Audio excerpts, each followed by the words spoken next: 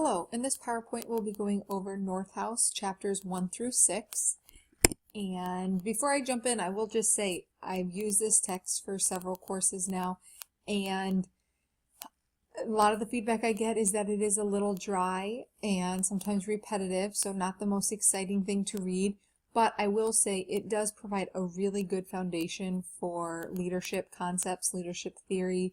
It helps us all be on the same page, because there is there's hundreds of thousands of books out there written on leadership. And so this just helps us all have a common understanding of what we mean when we talk about leadership and the different skills required, the different traits, the different theories, the different challenges within leadership. So I acknowledge that it might not be the most exciting reading that you do, but I do think it's helpful to give as a foundation. And I hope these PowerPoints help you understand the material more clearly. I'm going to really just, in all these PowerPoints, just do a basic overview, highlighting the important parts of the text.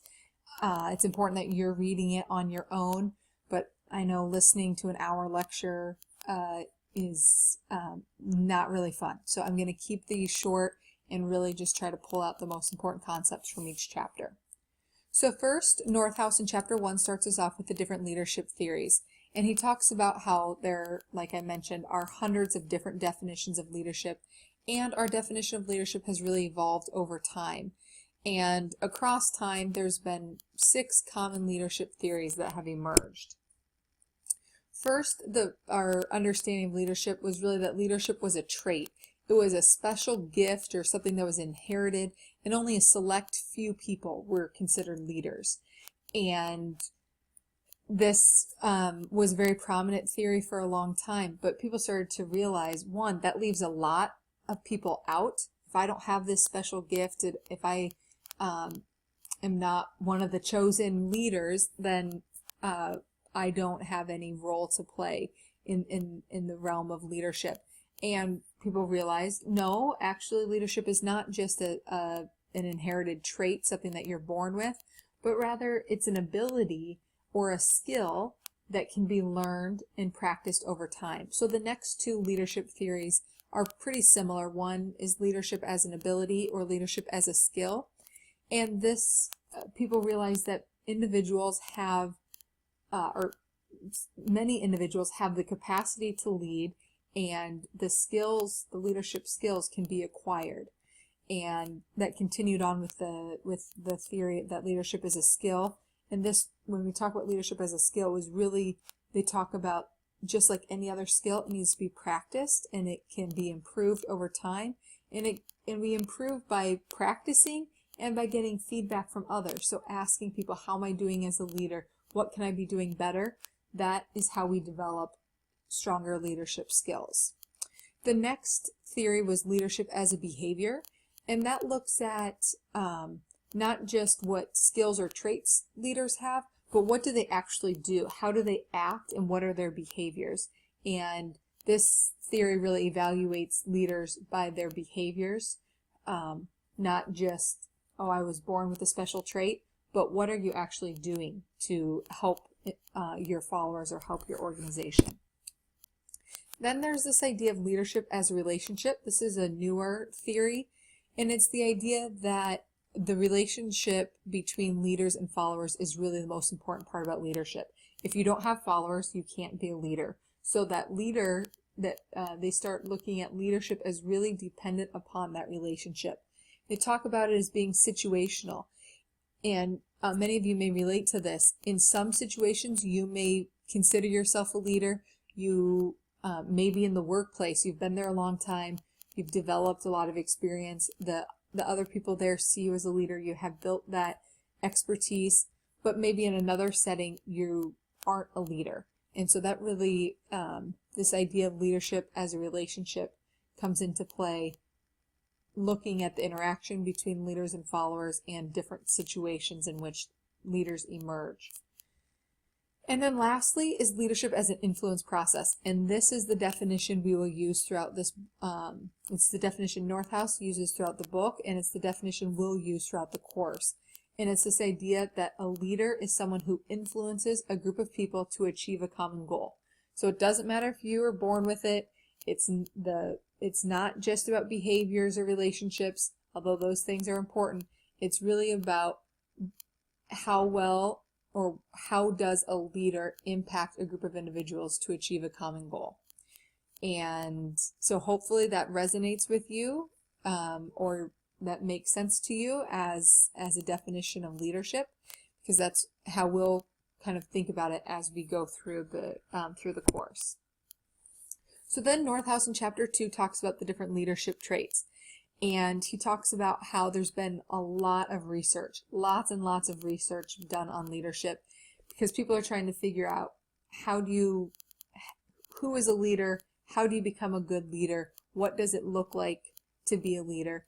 And so they have, through this research, Northouse kind of combined all of the research and selected 6 common traits that are often found across the research that leaders have. And in order to be a leader, you don't need to have, or I should say, to be a strong leader, you don't need to have all 6, but most of the time for really good, strong leaders, the majority of these traits are present. So first is intelligence, and I think this is pretty self-explanatory. This is somebody who is well-informed, well-educated, is an expert in their field, have good language and communication skills. And then confidence, again, we usually know that when we see it. It's somebody who is self-assured, but not arrogant or egotistical. They believe very strongly that whatever they want to do, they will be able to accomplish. And then there's charisma, and I think when we think about leaders, we often think about have to be really charismatic to be a leader. And that charisma is definitely an important leadership trait, but I also know personal leaders and people in the professional world who I would consider leaders who don't necessarily have charisma. So I don't think that that's a make or break trait. But the charisma, what we're talking about is that magnetic charm. People see you in the room and want to talk to you. They want to get to know you. They want to be your friend. People gravitate towards you, and you have an influence over others because of your charisma. Then there's determination. Again, pretty self-explanatory. Leaders that are very focused and persistent and don't give up. I'm sure we've heard all of those inspiring quotes and statistics about leaders who have failed over and over and over and over again, and yet continued to persist and were determined, and finally they succeeded. Then there's sociability. This is this idea that leaders get along well with others, are friendly, people like them, people want to be around them. Again, this is not always present in leaders. You often see leaders who have a lot of these other skills, but they're not well liked, or they don't get along well with their employees. Example I often think of here is Steve Jobs, who, if you've read anything about, he obviously was an incredible leader and did incredible things with the companies he was a part of, but a lot of the people that worked for him did not care for him, and he kind of had a real abrupt or rash personality. And then lastly is integrity, and I think this is a really important key characteristic of leaders, especially ethical leaders, which we'll talk about ethical leadership next week in the last half of this book. But it's really important that leaders are honest, are trustworthy, and have transparency. And unfortunately, we can probably name lots of public figures or people in the media who lack this integrity. The next chapter jumps into talking about strengths-based leadership. So this is a newer concept. It's really been around since about the 1990s, and it started really because of 2 different things. First, Gallup, the organization, was doing some research and developed a tool to assess people's strengths, and thought that if we knew each other's strengths, that this would help us in the workplace and help workplaces work more effectively and efficiently. And so this has been a very popular tool that businesses, organizations, corporations, schools, governments, lots of people have taken the Strengths Finder and have found it beneficial. It identifies your top 5 strengths. Then there was also, about the same time, out of psychology, this idea of positive psychology. And we used to, in psychology, look at deficiencies in people's thinking, deficiencies in the brain, deficiencies in the way that we think. And instead of posing questions that way, there was this movement to really think about, what do we do well? What do we excel at? What is good? And this process, or this questioning, is called appreciative inquiry. And it's utilized to really recognize what the strengths are, or what's going well, instead of focusing on the positive, or instead of focusing on the negative. So those two things together led us to thinking about developing a leadership style that focuses on people's strengths in the workplace. I mentioned that Gallup developed this tool to analyze, measure strengths. And then there's also another tool called Values in Action, and it also is looking at people's strengths. It is free as opposed to Gallup, which there's a cost to. So actually, as part of your one of your assignments, you will actually take the Values in Action assessment and share with your classmates your 5 top strengths from that assessment. So strengths-based leadership is really about recognizing the strengths of others. We know from research that people do what they do best. And what that means is that if I am good at something, if I excel at something, I want to do that more. You can think about that in even in your clinical experiences. If you're really strong at a certain skill, you probably like to perform that. If there's a skill that you're weaker in, you probably don't like doing that. And so the idea is for managers and leaders to find out what do their employees do really well, and then help them place them in positions where they get to utilize those strengths. They talk about 4 different areas or domains of leadership strength: executing, influencing, relationship building, and strategic thinking. And individuals are often strongest in one of those 4 areas.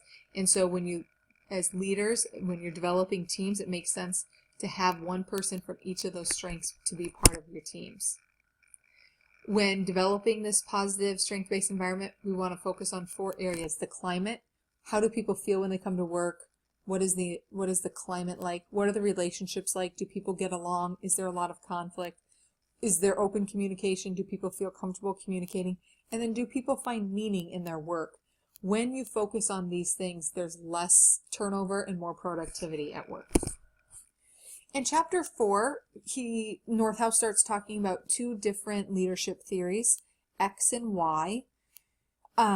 Theory X is the leadership philosophy or theory that says that people dislike work, they need to be directed and controlled, and people want security, not responsibility. These types of leaders can be very directive and controlling, and they tend to micromanage. Whereas with theory Y, the assumption is that people like work, they're self-motivated, and they want responsibility. These types of leaders are less controlling. They try to help their subordinates improve and find their passion, and they encourage their employees to take on more responsibility. These 2 styles, theory X and theory Y, are similar to the other leadership styles that are outlined in this chapter, which is authoritarian and democratic. Authoritarian goes more with theory X, and the advantages are that in this environment things get done quickly, and there are very clear goals and expectations. However, the disadvantage is that it creates submissiveness. People aren't free to be as creative as they are in maybe other situations. And it can also lead to discontent and hostility in the workplace. Democratic style, which goes along with theory Y, the advantages are that there's stronger satisfaction typically, which again leads to more less turnover, and also more motivation or creativity. But the disadvantage is that it does take more time and commitment from the leaders to establish this style. It's just not as efficient as authoritarian. Things might not get done as quickly. And laissez-faire is the style where basically you just ignore workers altogether, and it's really a non-leadership style. I'm going to go into chapter 5 and chapter 6 on a separate narrated PowerPoint. So look for part 2. Thank you.